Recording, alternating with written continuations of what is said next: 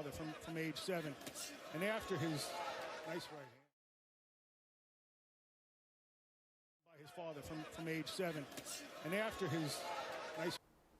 Okay, so we've all heard the father and Teofimo talk about how they're going to come into this fight, and one of the things that you hear practically on repeat is how much bigger and stronger Teofimo is compared to Lomachenko.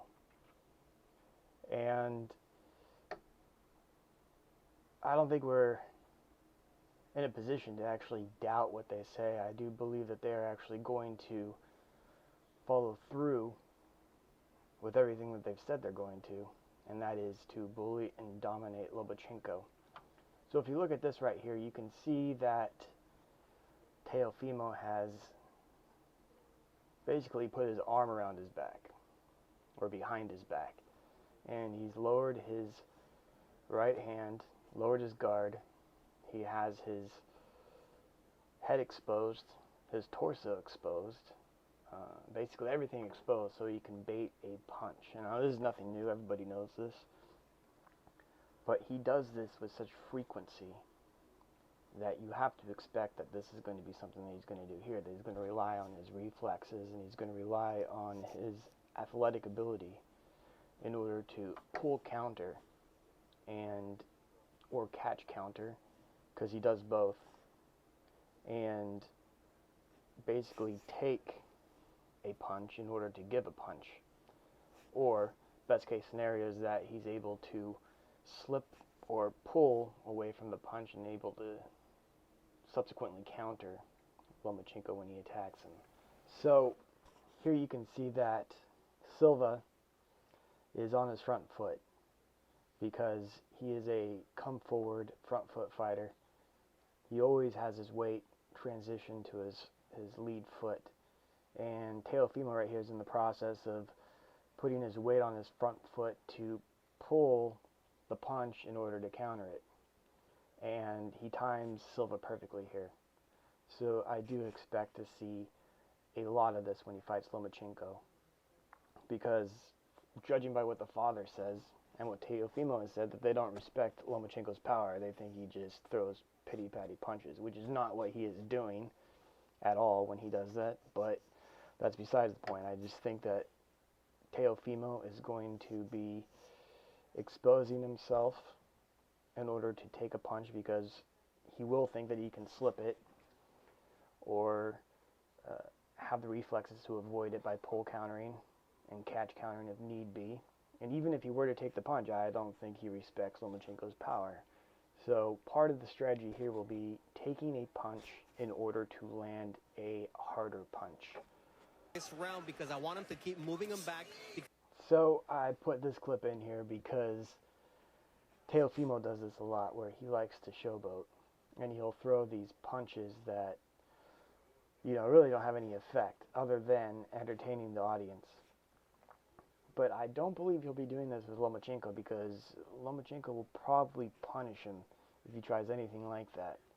I think he's going to be far too busy with Lomachenko to even think about throwing punches behind his back or jumping up in the air, you know, as if he were punching some guy that's 8 feet tall, because these punches really don't have any effect other than, you know, getting some oohs and ahs from the gallery. So I would not expect this coming from Teofimo in the Lomachenko fight.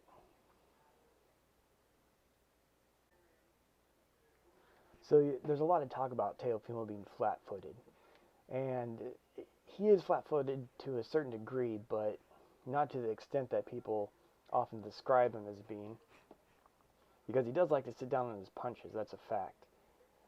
But you can see here that he is constantly causing Silva to reset. He does not let him get comfortable. He will stay in a position, and as soon as he sees his opponent getting comfortable, he will force him to reset and use that as a way of timing his opponent when an opening, presents itself. Because he's just surviving at this stage. I don't want him to let him get back in the fight, so he needs... Okay, you can see right here that Teofimo,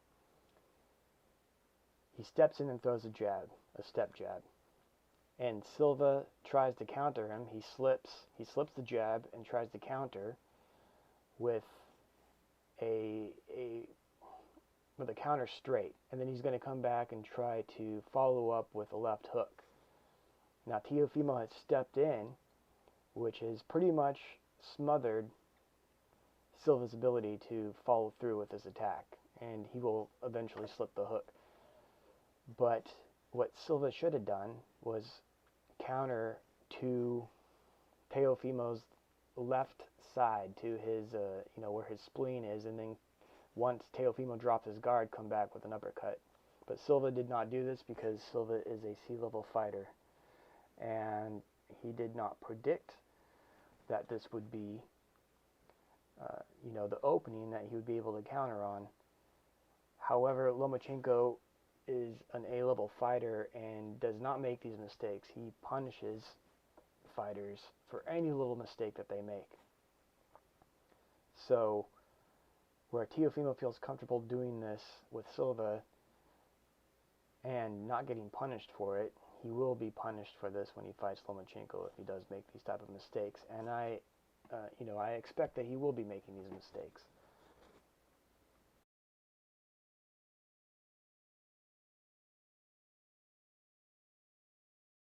Landed a nice little right hand on Loma, as Loma likes to suddenly sometimes like to lean to his right, just like there. He does that often. He can come back with the left hook as well. Now, I don't entirely agree with Bradley that, when Lomachenko slips to his right or leans to his right, that he's vulnerable because he's slipping to the weak side. And he's not really able to be attacked right there. I suppose you could time him if he does that. You could possibly time him. But where the real vulnerability is when Lomachenko slips inside, when he slips to his left. Because when he does that, he is going to be vulnerable for Teofimo's rear uppercut, which he likes to throw. I mean, this is one of his bread and butter combinations, is which the right uppercut followed by the left hook. Pop the head up and then hit it when it pops up with the left hook here. And you can see that he does this with Silva, and this is why I chose this clip, because you can see that Silva, I really don't know what Silva's planning on here. I suspect that what he's trying to do is slip to the left so he can expose Teofimo's center line, because you can see how their feet are positioned. And when he does that, you'll be able to land a left uppercut. However, Teofimo beats him to the punch and is able to punish Silva for coming in and crossing the center line right there. And it's a brutal punch. He pops Silva's head up and then hits him with a left, left hook right there. And this is something that I see. This is something that I actually believe that Teofimo's father had seen a long time ago, and thought that this is definitely something that my son will be able to capitalize on when he slips like that. I also want to point out that this is something that I believe the father picked up from James Toney, because this is something that Lights Out Tony's well known for, throwing that rear uppercut from this unconventional position and just brutalizing people when he connects with it. And Lopez uses the same thing. He throws it from the same position, with the same effect, from the same defensive guard, that Michigan crab style. And yeah, I think this is something that the father picked up from James Toney. Now, I've said this before, and I've had people just flip out when I say that, as if I'm somehow degrading James Toney by making this comparison to him, but, with Teofimo Lopez. But, I mean, come on, people just pick up stuff from the greats of the past. I don't see how it's a disrespect. You know, and if Teofimo manages to beat Lomachenko, then, you know, obviously that'll be, you know, pretty flattering, I imagine. Back in August in Arizona, it was a 12-round unanimous decision. And Pedraza finished very strong that night. Scored a knockdown in the 11th round. So here, I don't know if you saw this in the previous clip, but watch what Lomachenko does right here. There. Dips down. And when he does that, he's going to be vulnerable to, you know, Teofimo's rear hand uppercut. And granted, you know, Lomachenko, from the way I'm looking at this, he always seems to be kind of out of reach, you know, out of range. He's very good at judging distance and knowing when he will be vulnerable to attack and when he's, you know, out of range and safe. And from this clip, I kind of think he's a little bit out of range there. I don't think that Pedraza would be able to attack him from there. I mean, it is possible to do that, but I just don't think Lomachenko is going to be caught that easily. But you never know. I see this as being, you know, a way that Lomachenko will be vulnerable.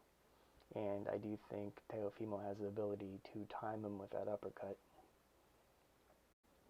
Again, you can see here that Lomachenko is so good at putting himself in a position where he's not going to get hit. He dips down, and he dips down so low. You know, you can see it's a 90-degree angle, and he dips down to Pedraza's weak side, and then dips back towards the left. But you can see how his feet are positioned, and you can see the difference between his positioning and Silva's positioning, where Lomachenko is very good at making sure that he is out of range and out of distance and staying safe by not crossing that center line in a way in which he can be, you know, attacked successfully. He's very good at that. So I know what Timothy Bradley said, but I think that that's going to be a little bit, it's going to be difficult to time him on that. You know, and maybe you do time him. Maybe you time him and you catch him once. But Lomachenko's shown that he does not make the same mistake twice. And if I remember right, I think in the Luke Campbell fight, he got caught. I think Campbell timed him and was able to catch Lomachenko. And then that was it. He never did that again. That was the one and only time he was able to do that. And the other thing, too, is that, you know, Teofimo has a lot of power. You know, no doubt. But I do believe that people are giving him more credit than he deserves. You know, I don't think he is this monster that just hits you once and you just go down. I mean, if you look at some of his past fights, who was that, Diego Magdaleno? That guy, he took a beating, you know. He took a big beating, and he took a lot of punches before he really went down. And, you know, Diego Magdaleno is no Lomachenko. Lomachenko has proven that he's able to take some shots. And, you know, and when people do catch him, they only are able to catch him, you know, here and there. It's not like he's getting pummeled like Magdaleno was getting pummeled. So, yeah, I think, you know, Teofimo has a lot of power, but he's not this guy that's going to just hit you one time and you go down. I mean, granted, he did that to Comey, but there was a reason for that, and I'll get to that later. And shoots. Catch. Short uppercut. Saw Silva leaning forward a little bit. Why not lift him up with Keep touching him. You know, Teofimo Sr. said to us yesterday, and he was dead on, he said, listen, Silva is not going So he needs to keep touching him. You know, Teofimo Sr. said to us yesterday, and he was dead on, he said, listen, Silva. Okay, right here you can see Teofimo is kind of getting backed up against the ropes, and he doesn't want to be there on the ropes. He wants to be out of that position. He wants to get back into the, towards the center of the ring. And so he goes up and he smothers Silva's defense and starts pushing him. And this is something else that I see Teofimo being able to do against Lomachenko. I see that he is going to go in and try to, press the attack. And once he does so, he's going to try to smother Lomachenko's offense and press up against him and then start pushing him backward. And I think that's going to be one of Teofimo's strategies here going into the fight, because that's what he said he's going to do. And I have no reason to not believe him. And I've seen him do it in the past, So I expect that that's what he's going to do. However, I don't think he's going to be successful. And I didn't grab any clips from Lomachenko, wrestling with some of his opponents. But, judging from what I heard in the news about Lomachenko's training camp, he's been training on, wrestling with people in the ring and trying to prevent them from being able to do just what Teofimo just did to William Silva.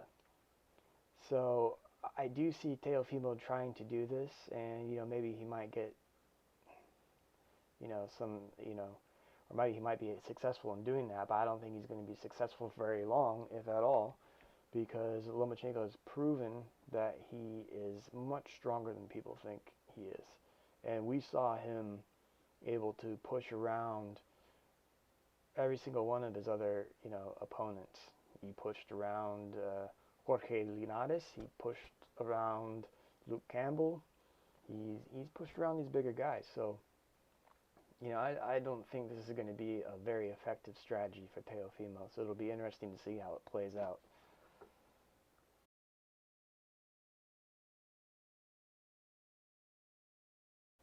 So this is a little bit out of order here. I didn't want to put any of the flaws before I finished going over all of Teofimo's 5 ways of attacking Lomachenko. But this one really stood out for me. And right here you can see that Teofimo really has a problem judging distance. He has all his weight on his back foot. He's got his head over to the right.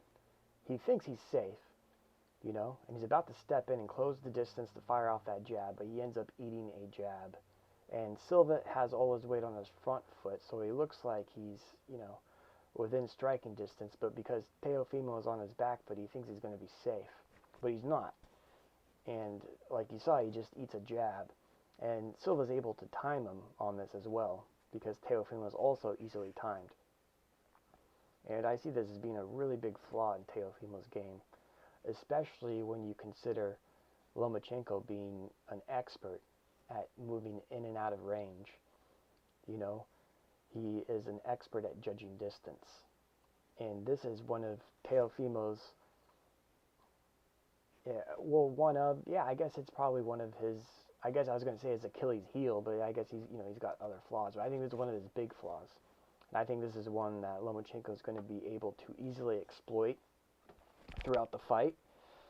I think it's something that could eventually lead to Teofimo losing this fight, because he really cannot tell when he's in striking range and out of striking range. And you see this, it's not just happening within this fight with William Silva either. This is something that I saw happen all the time in that Richard Comey fight, all 1.5 rounds. Teofimo was eating jabs from Richard Comey, and he didn't have an answer for it until the second round. That's something I'll get to later, but yeah, this is a hole in Teofimo's game for sure.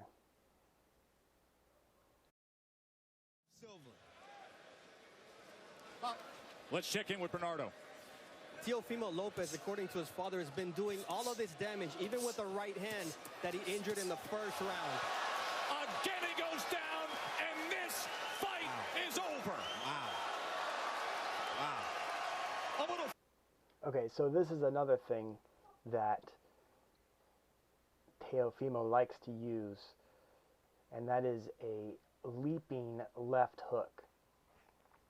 That is another thing. It's kind of like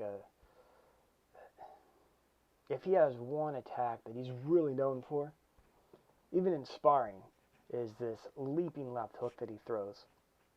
And you can see right here that he is rocking back and forth. And I've put the line there so you can see when he starts transferring his weight to the front foot.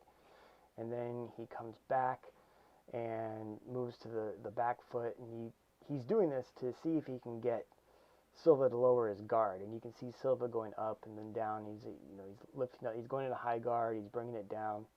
And Teofimo is trying to time him. And as soon as he seems like he's lowering his guard again, you see Teofimo transfer his weight to the front foot and then leap. And he throws the right. And Silva actually brings up his guard again. But it doesn't matter because Teofimo is able to throw that punch in between the guard. And then once he gets Silva off balance, then he just starts. He had already planned this. This is what he does. So he had used that forward motion to launch himself, and then once he gets that motion going, he just shifts back and forth so he can get that leaping left hook in there and come around Silva's guard. And then he just follows him all the way back, because every time he does this, most people will start backpedaling. They're trying to get away from him when he starts doing this, and it just leaves him enough space, that is Teofimo Lopez, enough space in order to continue his trajectory with these leaping hooks. And he just brutalizes Silva by doing this. You can see. And, Silva doesn't have any answer. He looks like he's scared shitless, and he's just trying to get away. And there's obviously, as you can see from the clip that preceded all of this, that this was the method of attack that led to Silva's knockout.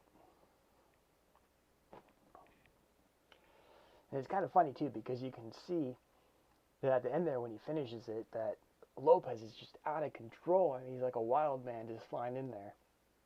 But if you also looked at when he does this, that he has all of his weight on one foot. His other foot is completely off the canvas. So he has all of his weight transferred to one side of his body, which is leaving him completely unbalanced. And that is something that can definitely be capitalized on. And this is something that we were able to see when he fought Nakatani, because Masayoshi Nakatani was able to actually time Teofimo on this, and this is the weakness. This is what I always saw. Whenever I saw Teofimo doing this, I thought, geez, this guy is going to get knocked out. I mean, it's going to be an ugly knockout, too, because he is putting all of his weight into just flying through the ring.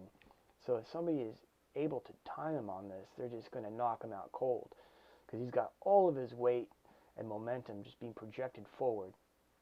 So if somebody throws a punch and is able to connect with Lopez's face when he's doing that, he is just going to be out cold. Match over. That's it. Done. Also, I want to point out, too, that you can see that when he comes in there that he pivots into southpaw. And that's how he often escapes danger. When he gets in too close, and he's not an infighter, he doesn't like that area there. So he will pivot out, and he will pivot out into a southpaw position, which he may capitalize on. He may fight in that position or not. But here he goes back to orthodox and carries on. And he catches Silva here with a rear uppercut again, because like I said, that is one of his favorite methods of attack. Okay, so now we have Nakatani. Now watch Lopez right here. He's standing there. Nakatani's leaning forward. Lopez dips down. See his shoulder? There. Dips down, bends his lead knee, and launches himself. And surprisingly, this was not a left hook. It was a leaping uppercut. That's pretty creative. I don't really see that too often, but Lopez was able to pull it off, and he caught Nakatani. But, you know, fool me once, shame on you. Fool me twice, shame on me. And Nakatani does not fall for that again. In fact, he notices this dip with his shoulder. And once he starts flying in again, Nakatani times him. He catches him with a left hook. Now, Nakatani's, strongest punch is his right hook. And it would have been to his best interest if he were to kind of step to the outside of Lopez's right shoulder when he did that and catch him right on the button with that right hook. But he did catch him with the left hook, and that was pretty good. He didn't knock Lopez out, but he did catch him right there, and he did time him. And that's the, that is something I see Lomachenko doing very easily. I do not see Lomachenko getting caught with this leaping left hook or left uppercut or what have you. I see Lomachenko being able to see that and being able to have probably noticed this back in tape and be able to time Lopez when he comes flying in on that, and I really think Lomachenko could knock Lopez out. I think he could make Lopez eat some canvas, that night when they fight on October 17th. In fact, I'll just tell you now, that's what I predict, I predict a knockdown in probably about the middle of the third round. Lopez getting knocked down, and then by the middle of the fifth round, I predict Lopez getting, knocked out or a TKO. That's my prediction. So, I was going to save it for the end, but, what the hell, I'll just tell you now.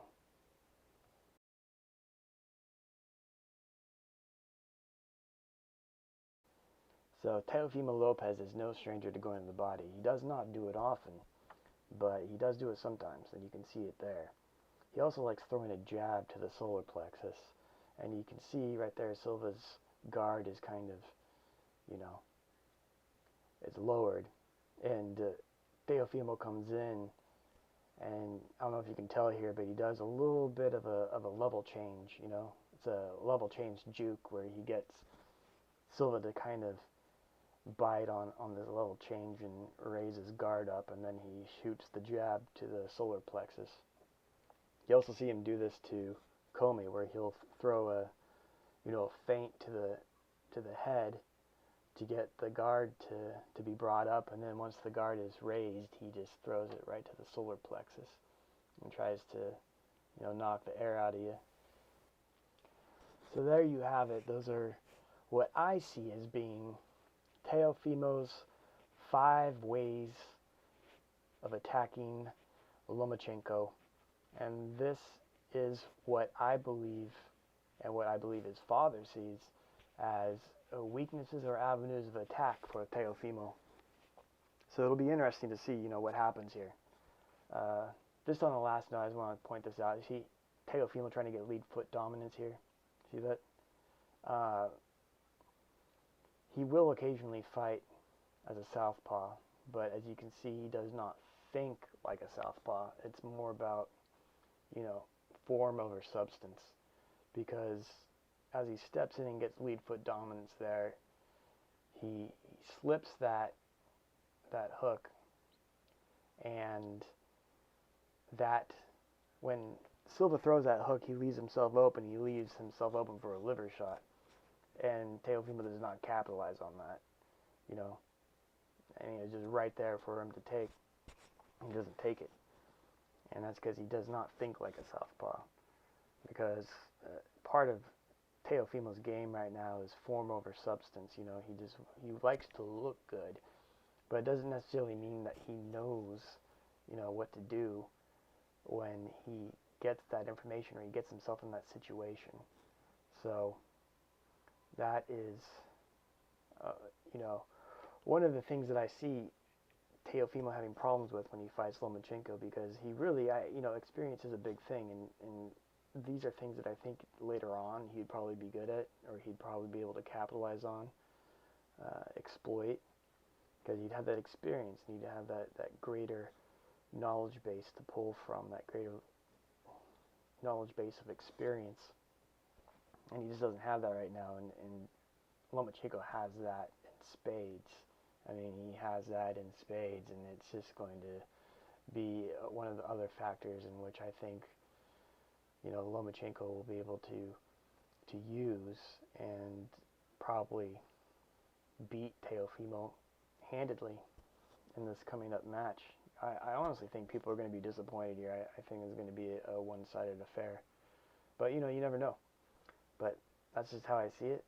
I see that's how it's going to play out. And, you know, we will see. We will see what happens. But, you know, I think I kind of covered some things I don't think other people have necessarily covered before. So it might put, you know, be able to look at Teofimo's game from a different angle, under a new light. And, you know,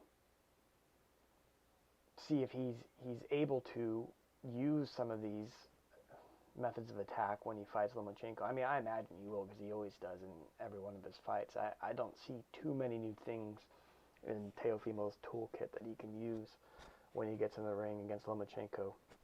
But hey, you never know. Should be interesting. I'll be very interested in seeing how it turns out. And, yeah, I don't know about you, but I can't wait.